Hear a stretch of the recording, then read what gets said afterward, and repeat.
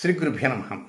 ధనుసు రాశి జాతకులకి 2024 మార్చి 11వ తేదీ సోమవారంతో ప్రారంభమై 20వ తేదీ బుధవారంతో అంతమయ్యేటువంటి ఈ మధ్యలో ఉన్నటువంటి 10 రోజులలో ఫలితాలు, సూచనలు, సలహాలు క్లుప్తంగా 3 పాయింట్లు తెలియజేయబోతున్నాను. ఇక మొదటి పాయింట్కి వస్తే 11వ తేదీ ఉదయం నుంచి 14వ తేదీ రాత్రి 10:40 వరకు ఉన్నటువంటి సమయం ఇది 30 నుంచి ఒక 50% వరకు, 30, 35, 40, 45, 50 అంతవరకు మాత్రమే. అది 50 రావటం కూడా అత్యంత కష్టం. అంటే ఒక విధంగా యావరేజ్ బెనిఫిట్స్తోనే ఉంటాయి. అది జాబ్లో కావచ్చు, వ్యాపారంలో కావచ్చు. ముఖ్యంగా సంతాన విషయాలపైన కొంత దృష్టి అధికంగా ఉంచాల్సిన అవసరం ఉంది. సంతానంతో ఉన్నటువంటి రిలేషన్స్ ఒక్కోసారి దెబ్బతినే అవకాశాలు ఉంటాయి. అది చిన్నపిల్లలు కదా, కొంతమంది వారి ఊహ తెలియని విషయాలు వాడితే దెబ్బతినేది అని ఉండొచ్చు.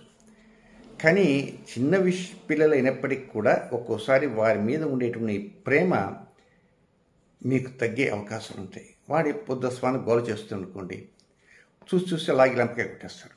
ఆ తర్వాత మీరంటే ఇంకా వారి మనసులో ఒక భయం ఏర్పడుతుంది. కనుక మీరు అలాగా లాగి లంపకాయ కొట్టడం కాదు, ఏదో ప్రకారంగా సమస్యను పరిష్కారం చేసుకోవడానికి మీరు ప్రయత్నం చేయాలి. అదే కొంచెం పెద్దవారు అంటారు, వారు ఉద్యోగం చేసేవారు ఉంటారు, వివాహం కావాల్సిన వారు ఉంటారు, లేదా వివాహం అయ్యి ఇంకా వారికి ఏదైనా కొన్ని సమస్యలే ఉండొచ్చు. అలాంటి సమస్యలు మీకు తెలిసి మిమ్మల్ని అడిగినప్పుడు మీరు విసుక్కుండి, చచ్చా ఇదంతా గందరగోళంగా ఉంది, వివాహం చేసిన తర్వాత మీ చావు మీది అని ముఖం మీద చెప్పేటువంటి తల్లిదండ్రులు కూడా కొంతమంది ఉంటారు. కానీ మీరు అట్లా అన్నారనుకోండి, మరి ఆ బాధ వారు ఎవరికి చెప్పుకోవాలి?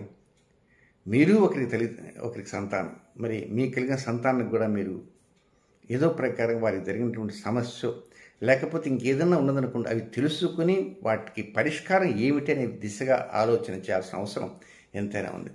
సరే, ఎక్కడ నుండి ఉద్యోగ సమస్య ఉంది, వ్యాపార సమస్య ఉంది, ఆరోగ్య సమస్య ఉంది, వాహన సమస్య ఉంది, రుణవహారం ఉంది, అది ఉంది, వాటితో పాటు ఇది కూడా ఎన్ని ఏడవాలా అనేవారు ఉంటారు, లేకుండా ఉండరు. ఉన్నప్పటికీ కూడా సంతానం పైన కొంత దృష్టి మాత్రం అధికంగా ఉంచాలి. లేకపోతే ఏంటంటే ప్రస్తుత రోజుల్లో వారి వలన ఇతర సంబంధమైనటువంటి సమస్యలు వచ్చేటువంటి అవకాశాలు వస్తాయి. ఇతర సమస్యలు అంటే ఏమిటి? ఒక్కోసారి ఆస్తులు ఉండొచ్చు, ఆస్తులపైన వారికి హక్కులు ఉంటాయి. కనుక ఆ హక్కులు ఉన్నప్పుడు మేము వారికి ఇవ్వాల్సినంత ఇచ్చేసామండి, అదండి ఇదండి అనుకోవచ్చు. కానీ ఎన్ని చెప్పినప్పటికీ మీరు వారిపైన చూపించాల్సిన శ్రద్ధలో మాత్రం ఎక్కడా తక్కువ కాకుండా ఉండాల్సిన అవసరం ఉందని కూడా గుర్తుంచుకోవాలి. నెక్స్ట్ రెండవ పాయింట్, 14వ తేదీ రాత్రి 10:40 ప్రారంభమై 19వ తేదీ మధ్యాహ్నం 1:37 వరకు ఉన్నటువంటి సమయం అంతా ఇది మాత్రం ఆనందంగా గడిచిపోతుంటుంది. ఎక్కడ లేనటువంటి ఆనందం వస్తుంటుంది. దంపతులుగా ఉండేవారా వారు మరీ మంచి మంచి నిర్ణయాలు తీసుకోవడానికి ఏ నిర్ణయాలు తీసుకుంటారు? మరీ ఏదో బంగారం కొందామనో, లేకపోతే ఇల్లు కొందామనో, ఇల్లు ఖాళీ చేసి ఇంకో ఇంట్లోకి వెళ్దామనో, లేకపోతే ఇంకేదన్నా ఒక శుభకార్య పరంపరకు సంబంధించిన అంశాలు కావచ్చు, ఏదైనా వారి ఇరువురు కూర్చొని చక్కగా మాట్లాడుకోవడానికి అవకాశాలు వస్తాయి. ఒక జీవిత భాగస్వామి దంపతులుగా ఉండేవారు కాదుండే, వ్యాపార భాగస్వామి కూడా. మార్చి ఆఖరి వస్తున్నది. మన మార్చి ఆఖరి వచ్చిన తర్వాత మన వ్యాపారాన్ని కొనసాగించాలన్నా, లేకపోతే ఇంతటితో ఎవరి వ్యాపారం వారు విడిపోవడానికి సిద్ధంగా, ఈ వ్యాపారం నుంచి మనం వెళ్ళిపోదాం, ఎవరి షేర్ వారు తీసుకుని వెళ్ళిపోదాము అని ఆ వెళ్ళటం కూడా ఏదో తగాదాలు అవి లేకుండా కొంచెం పీస్ఫుల్గానే వెళ్ళిపోదామా, లేకపోతే దీనికి 10 మందిని కూర్చోబెట్టి లెక్కలు చూడాలన్నా, ఏవో రకరకాలు ఉంటాయి. కనుక వీటన్నిటికీ ఒక సరైనటువంటి మార్గం ఒకటి రావటానికి, ఏర్పడటానికి, ఆలోచన చేయటానికి అవకాశాలు ఉండటానికి ఈ సమయం బాగా కలిసి వస్తుంది. దీంతోపాటు ప్రేమికులుగా ఉండేవారికి కూడా కొంత పిల్ల తెమ్మెరలాగా మంచి ఆలోచనలు వస్తుంటాయి. శుభకరమైనటువంటి గాలులు వీస్తుంటాయి ప్రేమికులకి. అలాగే వివాహం కానిటువంటి అవివాహితులకు కూడా, నిరుద్యోగులకు కూడా కొంతవరకు తీపి వార్తలు వినడానికి అవకాశాలు వస్తాయి. ఇక రావాల్సినటువంటి రుణం ఏదైనా ఉందనుకోండి, ఆ రావాల్సిన రుణం కూడా కొంత భాగం వసూలయ్యేటువంటి అవకాశాలు ఉంటాయి.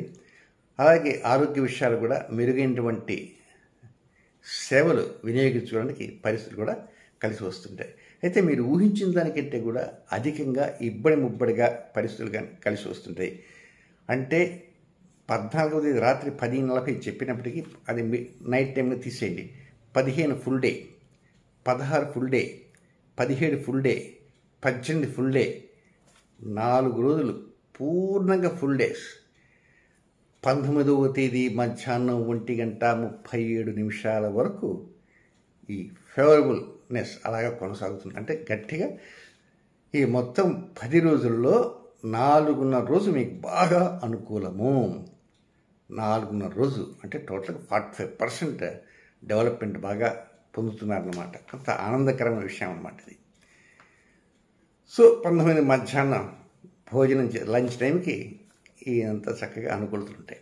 ఆ తర్వాత వచ్చేటువంటి 3వ పాయింట్ కొద్దిగా గొంతులో వెలక్కాయ పడ్డట్టు అనిపిస్తుంటుంది. 3వ పాయింట్ని అష్టమచంద్ర దోష సమయము అంటారు. అది 19వ తేదీ మధ్యాహ్నం 1:37 నుంచి 20వ తేదీ అర్ధరాత్రి 21 కొంత రన్ అవుతుంటుంది. అష్టమచంద్ర దోషం అంటే ఏమిటి? మీకు మీ జన్మరాశి ధనుసు రాశి కదా, మీ రాశికి 8వ స్థానంలో చంద్రుడు సంచారం చేస్తుండదని అష్టమచంద్ర దోష సమయం లేక అష్టమచంద్ర సంచార దోష సమయం అనొచ్చు. సరే, ఏదైనా ఆ సమయం ఏమైనా మనకేమైనా అనుకూలంగా అంటే అనుకూలం కానే కాదు, నాట్ ఎట్ ఆల్ ఫేవరబుల్. ఈ సమయం ఒక్కోసారి మనం చేసేటువంటి పొరపాట్లు కూడా ఆ సమయంలోనే ఉంటాయి. ఆ సమయం వల్లే పొరపాట్లు వస్తుంటాయి. ఒక్కోసారి ఒక ముఖ్యమైన చోటుకు వెళ్ళవలసి ఉంటుంది, వెళ్ళలేకపోతాం, మర్చిపోతాం. డ్రైవింగ్లో ఒక్కోసారి కొన్ని పొరపాటు కారణంగా కొన్ని సమస్యలు వస్తుంటాయి. అలాగే పై అధికారులతో మాట్లాడే సమయంలో కానీ లేక సహ ఉద్యోగులతో ఏదైనా పేపర్స్ ఇలాంటివి ఏవో ఉంటాయి. ఉండే సమయంలో మీరు ఆలోచన ఒక్కోసారి పొరపాటుగా తీసుకున్న కారణంగా కొంతమంది ఇరుక్కుంటారు. కొంతమంది ఫైల్ వెళ్తూ టేబుల్ మీద ఫైల్ పెట్టేసిపోతారు. ఆ ఫైల్ ఏదో కొంత ఒకసారి చోరీ జరగడానికి అవకాశాలు ఉంటాయి.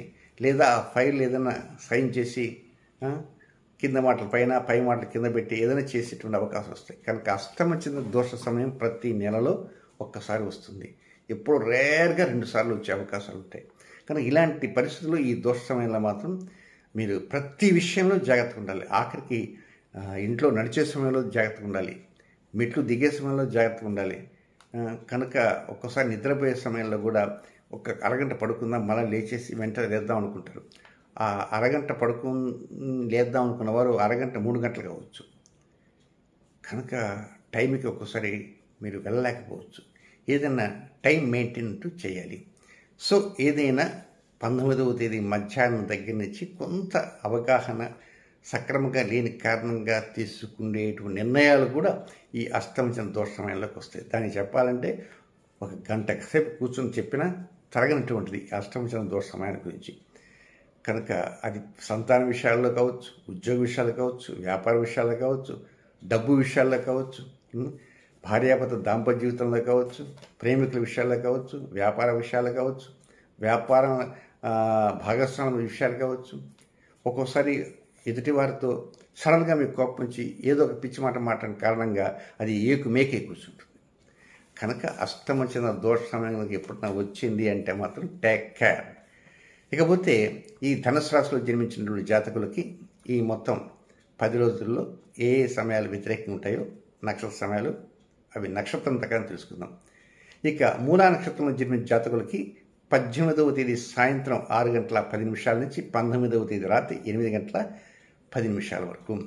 ఇక భరణి నక్షత్ర జాతకులకి 11వ తేదీ రాత్రి నుంచి 12వ తేదీ రాత్రి వరకు కొంత వ్యతిరేకంగా ఉంటుంది.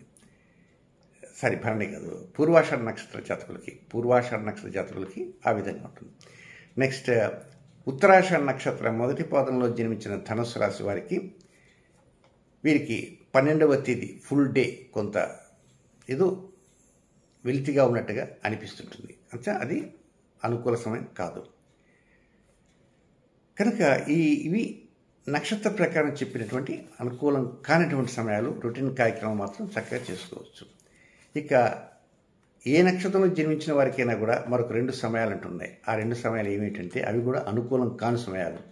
అవి ఎప్పుడంటే 13వ తేదీ మధ్యాహ్నం 2:40 నుంచి 13వ తేదీ అర్ధరాత్రి 1:25 వరకు. అది కూడా అనుకూలమైన సమయం కాదు. ఇక రెండవది 16వ తేదీ రాత్రి 9:38 నుంచి 17వ తేదీ ఉదయం 9:40 వరకు ఉన్నటువంటి సమయం కూడా అనుకూలమైన సమయం కాదు. విసర్జనీయ సమయము, అన్ఫేవరబుల్ టైం. రొటీన్ కార్యక్రమం మాత్రం చక్కగా చేసుకోవచ్చు. క్రొత్త కార్యక్రమం మాత్రం మీరు శ్రీకారం చుట్టకూడదు. సో ఏది ఏమైనప్పటికీ మీకు ఈ ధనుసు రాశిలో జన్మించిన జాతకులకి మొత్తం 3 పాయింట్లు, మధ్యలో పాయింట్ హైలైట్. 15, 16, 17, 18, 19 మధ్యాహ్నం వరకు 4:30 రోజు మాత్రం విశేషంగా ఉంటుంది కనుక ఆనందంగా గడపడానికి అవకాశాలు వచ్చాయనేటువంటి ఆనందంతో ఉండడానికి ప్రయత్నం చేయండి. శుభం.